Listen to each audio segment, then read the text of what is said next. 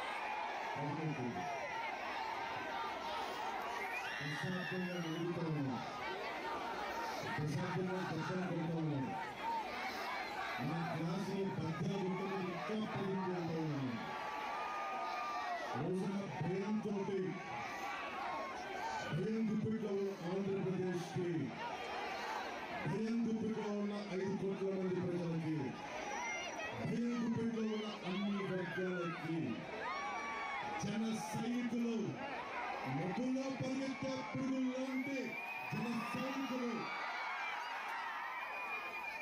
మతాలకు మేమేం తీసుకోం. మేము ఆది పరాశక్తి నుండి వచ్చిన మా ఆడపడుచులకి అందరికీ మేడే శుభాకాంక్షలు.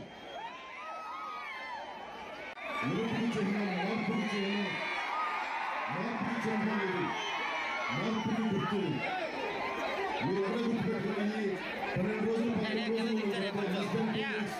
2 వారాల తక్కువ మనకి మీ భవిష్యత్తుకి, యువతరానికి, ఆడపడుచులకి వచ్చే తరం మీది, మాది కాదు. వచ్చే తరం మీది.